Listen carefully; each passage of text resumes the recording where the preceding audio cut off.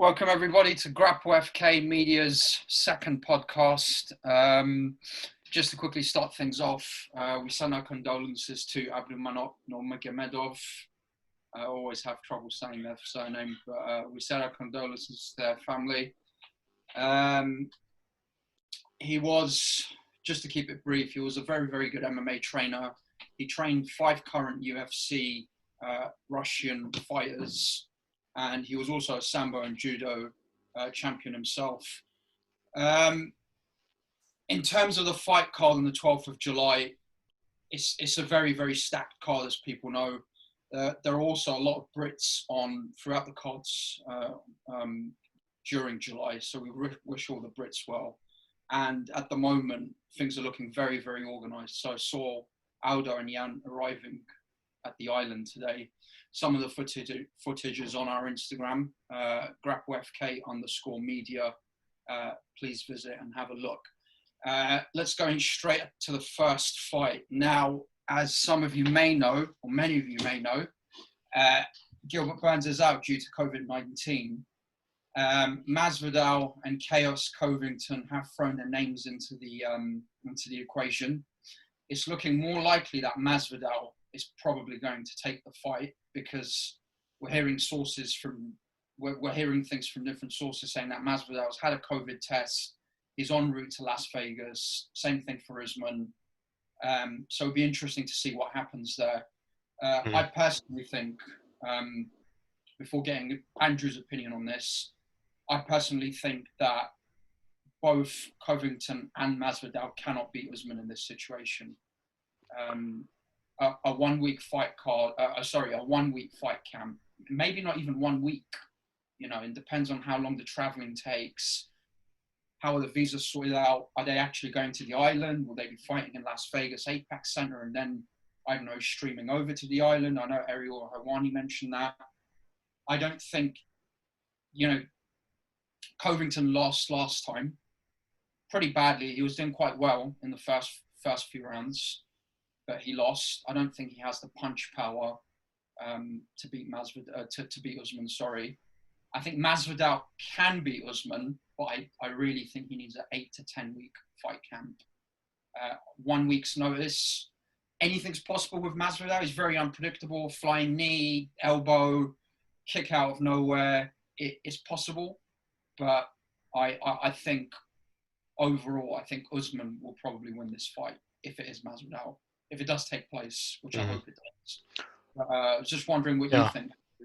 I'm just surprised that Masvidal now wants to do it, because he made a big fuss about not getting enough money, and he just didn't seem to want to do it. He had his opportunity his shot at the belt, and he just didn't seem that interested in it. And now suddenly he is, with almost no time to prepare. I don't know what numbers they're discussing with the UFC. It doesn't quite make sense why he'd want to do it now, but he didn't really want to do it before.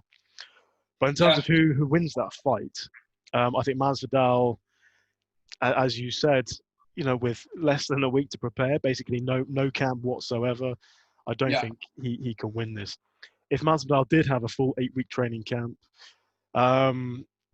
he's got a chance if he can keep it on the feet for, say, a minute or two each round and stuff those takedowns, at least some of those takedowns, get some time on the feet. I think he can work some magic, because his boxing, his kickboxing is extremely high level. He's got beautiful footwork, beautiful hands, and there's always the possibility that Masvidal can knock out Usman. But, I mean, the reality is Usman's probably going to take him to the ground at some point, and he's probably going to hold him there for quite some time. Yeah. And that's when Usman, he just grinds it out, gets some shots in, wear on him, and just basically take the decision, I think. Yeah. And Usman's also the bigger guy, right? He's a very solid built 6 foot. Masvidal's a medium build, 5'11". So, Yeah. Usman's out of the 3, Usman is definitely the biggest. I have no idea how he makes 170 pounds. He looks like he's carved out of rock, and he's 6 foot. He looks like he's 90 kilos. I think Covington and Masvidal could actually make lightweight if they wanted to. They're not big guys, especially Covington. Masvidal definitely can. He used to fight at lightweight. He probably still can. Yeah. I think it's more question. Like, just doesn't like the weight cut at this point in his life. So. Yeah. But yeah, but what do you think about Covington? You said he's got soft hands, which I agree with you. But do you see this as like just another replay of the first fight?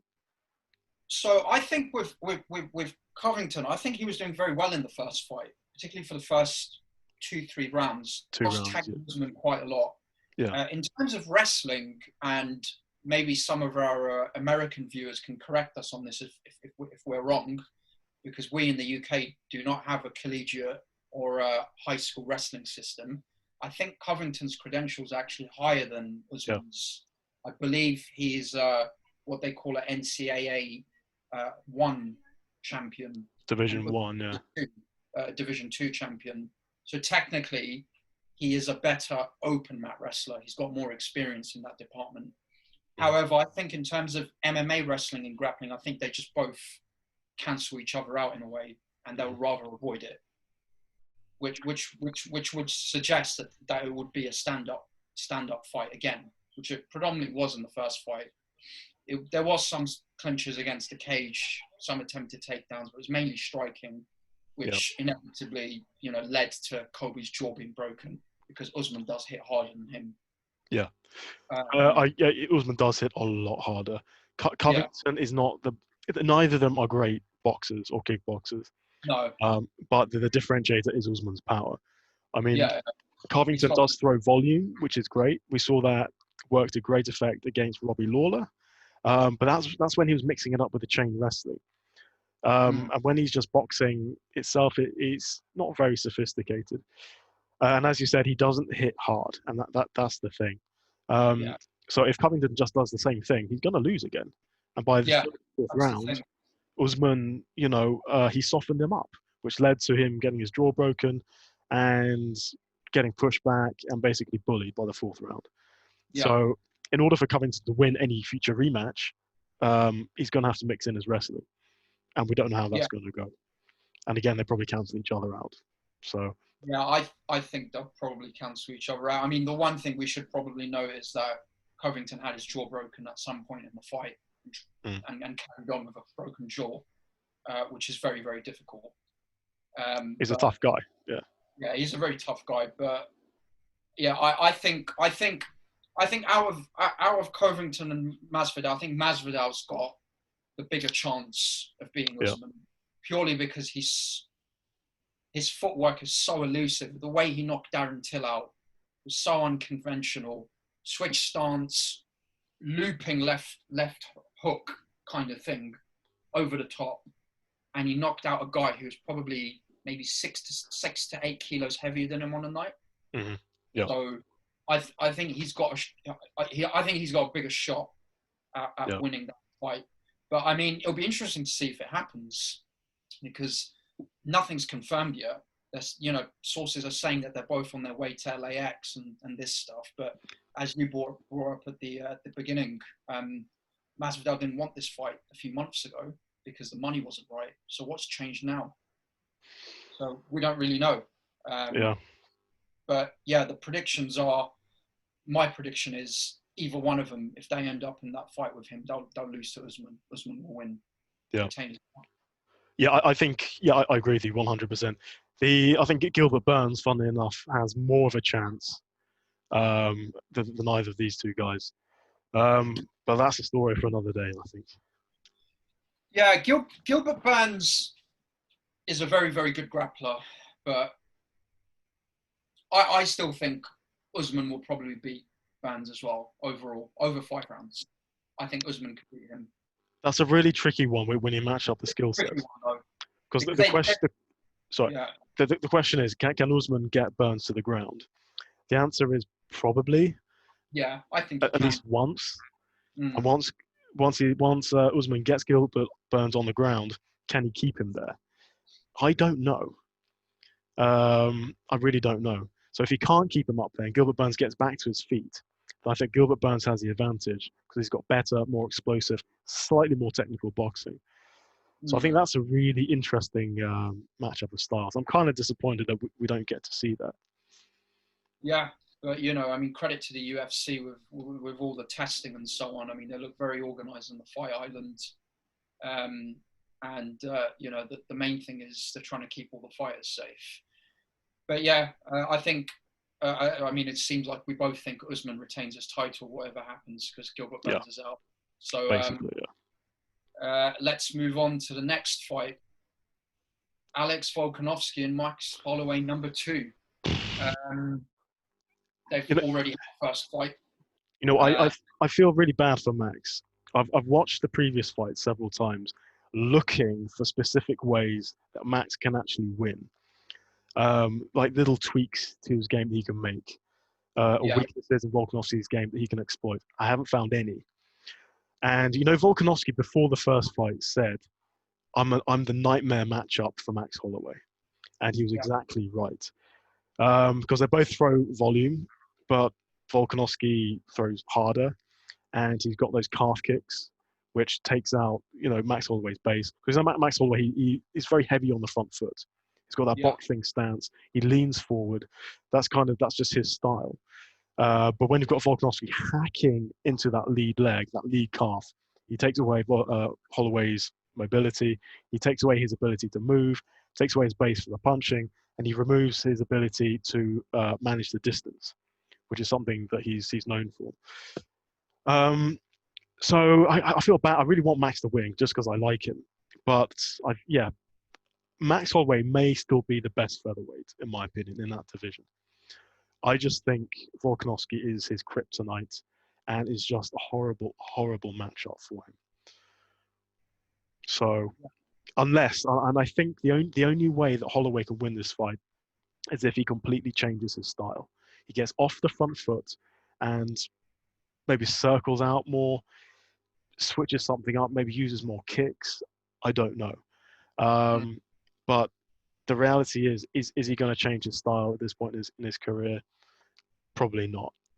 So unfortunately, I think this is just going to be a complete rerun of the first fight. Volkanovski gets it 3 rounds to 2 or 4 rounds to 1. Yeah, and it was. I believe it was 3 rounds to 2 in the last fight, wasn't it? Yeah, Holloway managed to bring it back slightly in rounds 4 and 5, but it was borderline. It was too little, too late. Yeah, and those calf kicks were devastating. Those the long kicks. Yeah, I think Volkanovski's just overall just too good for Max. I think Max has probably got better striking overall. Well, not probably. He definitely does have better striking overall. But I think in terms of an overall MMA fighter, Volkanovski is superior to him, and I think he'll take it again. He's short, but he's very compact and strong, and he found his range quite well in that fight too. He managed to tee off on Max a few times. Those kicks were devastating, and I just, as you said, I don't see how Max can do it this time. Volkanovski can take a shot, really tough guy. I don't see what he can do. And one interesting thing is I watched an interview.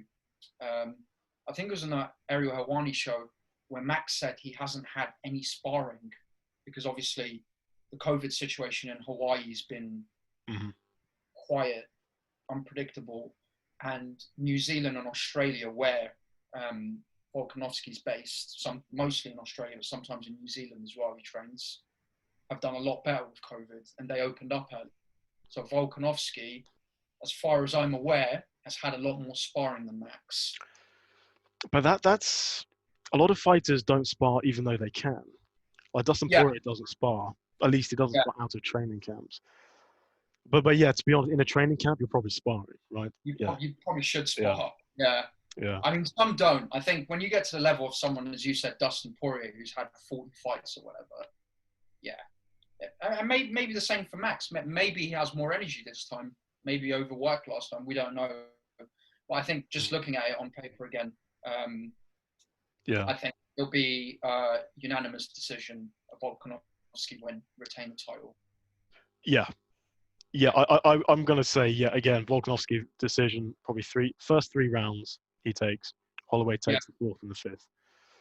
Maybe Max Holloway can turn things up in rounds 3, and get things going a bit more, pick up the pace in round 3 and take rounds 3, 4, and 5, and then steal the fight that way. But I doubt it. Yeah, I'm leaning more towards Volkanovski. I mean, Max has got ridiculous stamina. But then again, so does Volkanovski. So, Volkanovski is someone who lasts 5 rounds as well. Yeah, overall, I mean, bar the obvious, height discrepancy and so on. Height difference, reach difference. That's in Max's favor. I don't see any other thing that Max can utilize to win this fight. I think Volkanovski, as you said, is probably his kryptonite. Yep.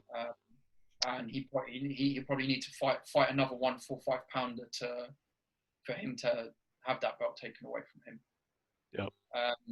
But yeah, so both going for a Volkanovski decision win.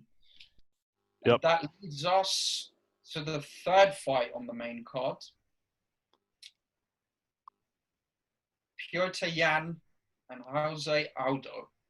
Well, Walid, you absolutely love Petr Yan. I love anything to do with Russia or any country surrounding Russia or whatever, anything Russia related. Just absolutely. Yeah. No, he's just an animal. This guy is just an animal. Yeah, I like him a lot as well. Before we both say how amazing he is, and I was going to crush Jose Aldo, he hasn't fought that many guys. No, he hasn't. Yeah. Well, of course, Jose Aldo has fought an awful lot of guys. Former featherweight champ for a very, very long time. Even if that was a very long time now, before Conor McGregor just ruined him. But so what is it that you love about Petr Yan? He's relentless. The way he just pushes forward, cuts the ring off. His grappling is good. His judo is good. He has sambo. He's from a Muay Thai camp, but his grappling is really, really good. I mean, against Faber, and obviously Faber's pretty old now. Against other fighters too, against Dodson and so on, who isn't a pushover. The way he was throwing them around as well. I mean, there's one part of the Faber fight where he just grabbed Faber from the back and he just threw him over like a bag of potatoes. And he's just a complete fighter in my opinion. He is, yeah. He takes a shot. His kicks are devastating. He cuts the ring off, the octagon off well. He's on a 6-fight win streak. He's younger. He's more hungry. I think Aldo is quite old now. He's had a lot of fights. He's been KO'd before. I just think it's Yan's time. But I mean, that 135 division is stacked. It's amazing. I think Yan, stacked. It's amazing. I think Yan won this fight, but find it challenging to keep hold of the belt because there are so many good fighters in that division now. But, I mean, Sean O'Malley. Yeah. Petr Yan, Dominic Cruz, I think is still dangerous. Who else have we got in that division? Hudo, if he decides to come back. Yeah. Dillashaw, who is making sounds about coming back now, looking large. I think Dillashaw, despite losing to Cejudo, is still the better fighter. He's a very dangerous. Garbrandt, of course, yeah. That is an amazing division now. Yes. Yeah. Very, very good fighter. And the guy he just beat, who's that guy? The bigger guy. I can't remember now. Corey Sandhagen. He's good as well. Yeah, he's good as well. So that's a really great division. Yeah. Absolutely. But I think they're both relatively the same size. Aldo's a lot older. I think Petr Yan's probably about an inch shorter, maybe. I think Yan will TKO or KO him in the second or third round. I'll go with third. Yeah, I think just before we give our predictions, I've got to say something about Jose Aldo. Jose Aldo is not the Jose Aldo that some people seem to think he still is. The Jose Aldo that we know, the featherweight champ, who, sent Uriah Faber to hospital with those low kicks. That doesn't exist anymore. He doesn't throw kicks anymore. Whether he's got some injury to his leg, his knee, his ankle or something, he doesn't throw any kicks. So, I mean, what Jose Aldo does now is very, very basic. All he does, basically, is he'll come forward and he'll throw the 1-2. And that's it. And that can kind of work against, if, given he hits reasonably hard, and he's reasonably quick, and he's got, half decent counter punching, that can work against some fighters, a lot of the ranked fighters. But against sophisticated competition like Petr Yan, that's just not enough. It's just far too one-dimensional. So I think Jose Aldo is going to have a very rude awakening here. And I don't know why he's been given this fight for the championship when this division is so stacked. It just doesn't make sense to me. Yeah, I mean, he is a former champion. He's a great fighter. Probably, obviously, he's in the discussion for the greatest 145 pounders in history in the UFC. Yeah. He hasn't evolved, man. Like he hasn't evolved. So he's very old, and he's taken a fair few beatings. So that I think that's the main thing. You've got this young, hungry Russian guy from Siberia, who really, really wants to become the second current Russian champion, who's got every facet of the game down to a T. And then you've got an old Jose Aldo with God knows how many injuries. I mean, he still is a very good fighter, but as you said, if he's only got the 1-2, how are you going to fuck around with a amateur boxer that's had 40 or 50 amateur boxing fights? We know that boxing is completely different to MMA striking. Coming from a boxing background into MMA, your striking is going to be off the charts. Yeah, completely different level. Yeah, it's a completely different level. And that's what Yan has. Yeah. And in addition to that, he's got kicks, takedown defense, sambo, judo, all of it. So I just don't see how Aldo can win this. Me neither. I'm going to predict TKO round 1. Round 1? Round 1, yeah. Round 1. Okay. Well, that's an interesting one for the gamblers out there. I want to see the odds on that. That'll be quite interesting. Yeah, I mean, he could do it. That guy is ruthless. He is ruthless the way he comes forward and he throws. Yeah. Well, I'll go for a TKO. I'll go for a finish in round 2. TKO or KO. Okay. Yeah, I mean, when I say TKO or KO, I mean, it's kind of the same thing. You can't. Kind of the same thing, yeah. You can't really distinguish. There's a fine line sometimes. But yeah, round 1 finish, 5 by strikes. Round 1 finish. Got to check the odds on that. Okay, well, that's done. Yan to become the second current Russian champion. Next fight on the list, Thug Rose against Andrade. Another fight that's happened before. And, Indeed. That did not go too well for Thug Rose. Just remind us what happened the first time. Well, Andrade picked her up and slammed her on her fucking neck, and she passed out. That's what happened. Yeah, unfortunate. Unfortunate way to lose. Yeah. Yeah, that's brutal. Rose at the weigh-in. Sorry? If you saw that. Andrade gave, how do you say it? Namajunas? Namajunas, I think. Namajunas? Yeah. It's Lithuanian, so... Yeah, Lithuanian name, I believe. Yeah. She gave, let's just call her Thug Rose. She gave Thug Rose a rose at the stare down. Yeah. That's nice. That's nice, yeah. Since she nearly killed her in the last fight. But, yeah, what do you think about this? Well, let's talk about the first fight. Rose Namajunas was picking Andrade apart on the feet with some of the most beautiful boxing I've ever seen in MMA. Like really, really crisp, fast, sharp, completely non-telegraphed jabs.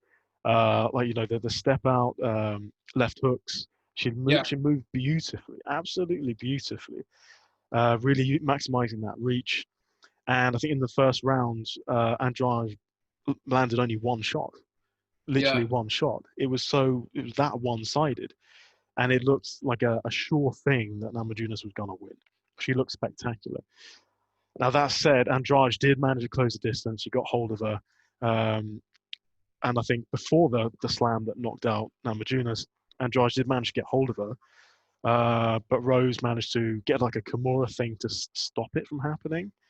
Yeah. Because if somebody grabs hold of you, but you grab their arm in a Kimura, I don't know exactly how it works. If they slam you, they're in danger of damaging their arm. Yeah. So, yeah, Andrade was able to close the distance, was able to manhandle her. So there is that. And I wonder how Rose Namajunas is going to handle that. Can she stop her from, closing that distance? Can she keep her at bay? Can she get more respect from Andrade? I don't know. But Yeah. bottom line, I think, in my opinion, Andrade got lucky. Because if you pick somebody up and slam them to the ground 10 times, how often are they going to get knocked out? 0? Statistically, Yeah. 0? Or 1 Yeah. if you're really, really, really lucky. I just don't see that happening again. Yeah. So That's I a think, very good point. yeah. It's a very good point. So I think Rose Namajunas is probably just going to pick Andrade apart on the feet and take this to decision. Yeah. But what do you think? Well, yeah, I mean, Rose has got very, very good striking. I believe she started Taekwondo and karate at the age of 6, something ridiculous. And she's a black belt in karate, black belt in Taekwondo. Do you actually think that helps? Like karate and MMA? Well, I mean, Stephen Wonderboy Thompson is karate based as well. I think Yeah. I think karate, when it initially started to come to the fore in the US, was very good, and then it just got watered down. Yeah. Which some people are arguing that that's happening with BJJ worldwide as well. That there are schools popping up, they just want the memberships, and BJJ is getting watered down. People are getting belts, so on and so forth. But I think karate can be effective if it's the old school kind of karate that Rose, that Wonder Boy kind of learned. Actual contact karate, where they actually spar and actually kick each other. Exactly, actually punch and kick each other, yeah. She's a purple. I think she's a purple belt in BJJ. It's not good enough. It's not good enough. It's not. Yeah. It's not, and that kind of worries me. Black belt. Yeah, and that worries me. A purple belt against a black belt on the ground. Andrade, that's like the variable that I'm worried about. Yeah. Let's take the slams out of it. If Andrade gets her on the ground and does some jiu-jitsu, yeah, she could win by submission. Yeah. Or just grind on her, just get top control and just, win that round. So that does worry me a little bit. Yeah. I personally think Andrade will probably win again. Really? Yeah. Okay. I think she'll win. I'm surprised. I think she's just too strong. I think she's too strong for her. Okay. She'll come on too strong. She'll eventually grab her and throw her around, and possibly, as you said, possibly submit her. Okay. I also think Rose, just quickly to touch on this, I think psychologically she was in a really bad place for a long time after that fight. She's saying that she's in a better place now, but a loss like that can really affect you. And yeah, I think Andrade will win. I think Andrade will finish her. Okay. Within the 3 rounds. Yeah, you're right about the psychological stuff. When she lost the belt to Andrade, when she was doing, the commentary in the octagon, or the interview in the octagon, she said it was a relief to lose. So I think she struggled with the pressure of being champion. Maybe that's gone now. Maybe she's not champion. Maybe she's, more focused and she's happier, more relaxed. I don't know, but it still is a question mark. Her mentality. And you can see by the way she talks, like she doesn't seem very confident. She doesn't seem relaxed. Yeah. There's something not right there. I think, I've just something telling me that Andrade will finish her within 3 rounds, I think. Okay. I think more likely via submission, as you said. I think she'll out-grapple her, get her up against the cage, soften her up a bit, get her on the ground. Either a submission or probably a unanimous decision win. I don't think Rose will win this fight. Okay. She does win, but I still think Andrade will win again. Rose is actually a favourite I think she's actually a 2-1 favorite here. Yeah, I wouldn't be surprised. I mean, given her background and given that Andrade got finished quite brutally by Zhang Weili. That wouldn't surprise me if she is favourite. But I'm going to go with Andrade on this. That's my opinion anyway. I think it's just too powerful for her overall. What method and what round? I'm going to go with a unanimous decision beatdown. Okay. She's going to wrestle and grapple her, ground and pound her, kick the shit out of her for 3 rounds. Okay. That's interesting. Yeah. I'm going to say decision win for Rose Namajunas. Decision win. Yeah. Yeah. I can see that happening as well. Stay on the outside, striking, takedown defense. I can see that happening. I just think Andrade will win, but we'll see what happens. Should we move on to the next fight on the main card? This is the last fight on the main card. Paige v Ribas. What do you think about this? I think this is super one-sided. Ribas is a massive favourite going into this fight, and I think for good reason. Ribas, she's got really nice, quick, sharp boxing. Quite technical. Looks decent. Not the most amazing boxer in the world, but it looks really good, especially in women's MMA. She's also a black belt in jiu-jitsu, which in the women's division, means a lot, I think. Yeah. She's got some good wins. She beat Mackenzie Dern, which is a good win. But the bigger issue is Paige Vanzant is, I think, from a slightly different time when women's MMA hasn't quite evolved to what it is now.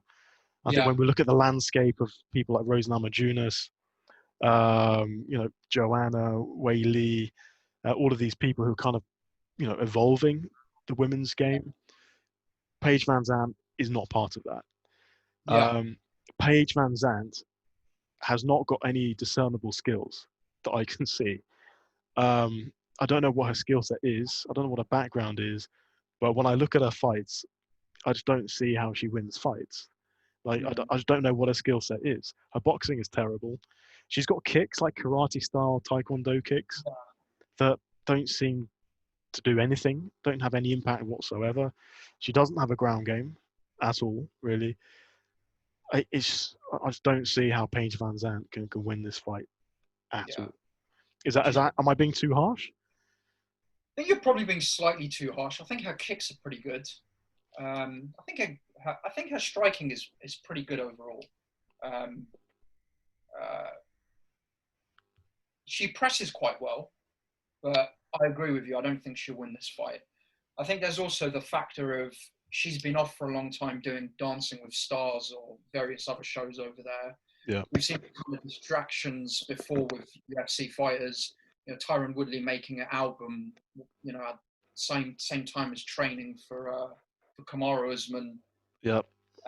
I think, leaving that aside as well, if you look at both of their CVs, I think is it pronounced Ribas or? Well, in Portuguese they pronounce R's as H's. Oh, okay. So it's Ribas. Ribas. It's like Renzo Gracie, even though it's actually Renzo Gracie. Yeah. Okay, so we'll go with Ribas then. Yeah. I think she'll win this. I think she's a better fighter overall, and I also agree with the whole thing that you said that Paige hasn't evolved in the same way that the new generation of female fighters, or not even new generation, but the best female fighters have evolved, as in with Zhang and Rose and so on. I just think that they've taken the game to a different level. Paige hasn't, for various other reasons, for various reasons. But yeah, I agree with you. I think Ribas, if that's how you say it, will win this. I think she'll probably finish her within the 3 rounds. Yeah, I mean, her winning, I think, is a foregone conclusion. How she wins, I'm less clear. I think she might finish her. She's got pretty good striking. Yeah, I'm going to say TKO round 2. Round 2. Okay. Well, I'll say TKO. Yeah, TKO round 2 sounds pretty. Yeah. And you said she's got a black belt in jiu-jitsu too. Yep. Oh yeah. I think Paige is a blue or a purple belt, as far as I'm aware. I don't understand how you can be in the UFC with a blue belt or a purple belt. Well, I think Hooker is a blue or a purple belt. Is it? Yeah. Yeah, to be fair, you can do no-gi grappling. Yeah, exactly. You do no-gi. Some people are just really, really strict about giving belts out. So I remember Joe Rogan talking about this. It took him 8 years to get his black belt from Brown. Mm. So, it just depends on it depends on who you're learning from. Yeah. It depends the person who gives you the black belt, what kind of instructor are they? How strict are they? How knowledgeable are they? Who did they train under? So it really depends. But yeah, I'm going to go with Ribas winning this again. With Ribas winning this, probably finishing Paige within the distance, which is a shame because Paige is hot. Let's just put that she is. That's like the one thing she's got going for her in life. Yeah. That's the only reason we're talking about it. Let's be honest. We move on. She's fine. She is fine. We'll move on to some of the middle fights. One really stuck out for us, and that's Ozdemir vs Jiri. I can't pronounce his surname. Me neither. Now we've spoken about Ozdemir before. I think Ozdemir is a very, very, very, very good fighter, very well rounded. I personally think that he beat Reyes in the fight they had. It was a very close fight, but I think he beat Reyes. He did, yeah. I don't know too much about his opponent. I had a look into his credentials, but I think Ozdemir wins this. It's purely because I think Ozdemir is one of those guys that, because he's had 1 or 2 losses, people kind of overlooked him in another very, very stacked division. But I think he's an incredibly good fighter, good all round, good on the ground, very good striker. I think Ozdemir wins this, probably finishes this guy within, I'd say, round 2 or 3. Did you know that Jiri, he is the Ryzen light heavyweight champ? The Ryzen, as in the Ryzen. Japanese MMA. Yeah. Yeah. I don't know how much respect you want to give to that accolade, but he is a champ. He's fair enough. I would, and what's Ozdemir's ranking? Was number 3 or 4? I don't think he's that high. I don't know. I'd have to check. Check that quickly now, actually. But Ozdemir's certainly faced much better competition. And Jiri's faced like some former UFC guys like CB Dollaway, Fabio Maldonado, who had their moment, back in the day. But it's definitely not the same kind of resume that Ozdemir has. Yeah. But the really interesting... 7, by the way. I just checked. Number 7. Okay. Yeah, so, I mean, Ozdemir's obviously the favourite here. Yeah. But Jiri he's got a lot of fights, and he's knocked out... Basically, all of his wins have come from victory. Sorry, all of his wins come from knockout. Knockouts. Like, and a lot of them, like, first-round knockouts. Like, he's got an awful lot of knockouts. Like, 20, 25 knockouts. It's ridiculous. Does he have submissions? No. Because Ozdemir's only been knocked out once. Yeah. He's only been knocked out once and submitted once. Mm. I don't know. It's a tough one. I mean, this guy does sound like a beast, but I would argue that someone in the top 10 of this division in the UFC who's fought the kind of people that Ozdemir has is probably a better fighter than the champion of Ryzen. Because Ryzen is one of the less well-known international MMA leagues at the moment. I think One Championships are ahead of them. One Championship is ahead of them. Bellator's ahead of them. Some people argue that LFA is ahead of them. So, what kind of pedigree fighters do these guys have? I mean, we've seen Ben Askren come from One Championships and Bellator. He got ruined. And get manhandled. So, Yeah. you know, Yeah, you're Ozdemir right. being a Yeah. very well-rounded fighter, he's KO'd Ilir Latifi. In his last 2 fights, he's KO'd Ilir Latifi, and he beat that really good Serbian dude. I forget his name. He's a very good fighter. He's a very Ratic. good, yeah. Rakic, sorry. Rakic. Yeah. He's a very well-rounded fighter. And I think he's going to be in that top 5, top 10 position for a long time. I think he'll win this fight, probably finish this guy in the 3 rounds. Or has this guy ever been knocked out or submitted before? Not that I'm aware. And Basically, where's his record is just knocking people out. He must be Eastern European going on his surname. He's Czech. Oh, he's Czech. Okay. Yeah. So I think you're right that a top 10 fighter is better than the champion of Rising. Yeah. But just looking at this guy's record, it's insane. I can see Jiri knocking out Ozdemir. Yeah. He's just got like the touch of death, like, really. So this is a really difficult one for me to predict. It could just be Ozdemir just ruins him, and I'm completely wrong. And what I will be thinking, oh, why was Andrew ever considering the possibility of Jiri winning? But I'm kind of leaning towards Jiri knocking Ozdemir out. It's one for the speculative gamblers. I wonder Yeah. what the odds are on that. I'm not sure. I'll have a look. I can't. I am going to bet on it. I am going to bet on a Jiri first round knockout because I think it can happen. But as to whether he wins, this is more like 50-50 or 40-60 in favor of Ozdemir. I just don't know. And if Ozdemir wins, I don't know how he wins. So I'm going to say Jiri first round knockout. You're going to say Jiri first round knockout. Yeah. I'll say Ozdemir third round TKO or KO. Okay. Yeah. That's probably more sensible. I don't know. Yeah. I'm the sensible one. But how tall is this guy? Do you know? 6'4". Oh, so he's an inch taller than Ozdemir then. I think Ozdemir is 6'2".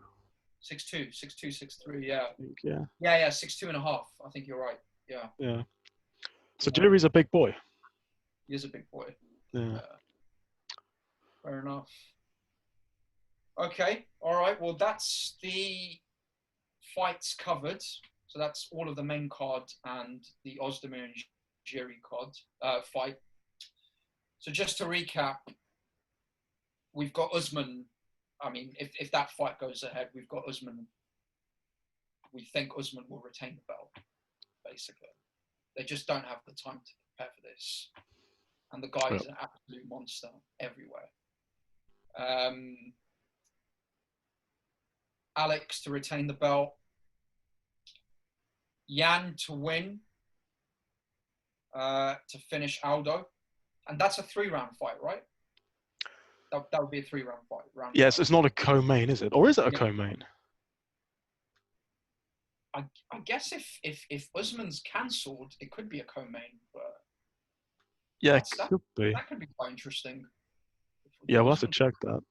Yeah, but moving on quickly, I think Andrade will win the fight against Rose, but you think Rose will win? Yep. Paige vs Ribas. We both think Ribas will win. Ozdemir vs Jiri. I'm being sensible and saying Ozdemir will win. You're saying that this Czech monster will KO him in round 1. Yeah. If I'm right, everyone's going to think I'm amazing. Yeah, exactly. Yeah. If I'm wrong, I look like an idiot. Well. But yeah, that's it. That's the roundup for UFC 251. For all our viewers out there, you can find us on GrappleFK_media. We've got loads of videos up. Fighters arriving at the island, other kind of videos. We'll be covering the fights whilst the card is happening. We're also on Twitter. We'll put all those details up with the YouTube video. And stay tuned for the next cards, which I believe are on the 16th, 19th and 25th of July, all in Yas Island. And then in August, just to reiterate for the followers, it goes back to Vegas, the UFC. So that's it. That's it from us. And we just say, watch the fights. There's not much else going on at the moment. Watch the fights. Watch the What else are UFC. you going to do? Yeah. What else are you going to do? Exactly. Over and out. All right. Cool. Done.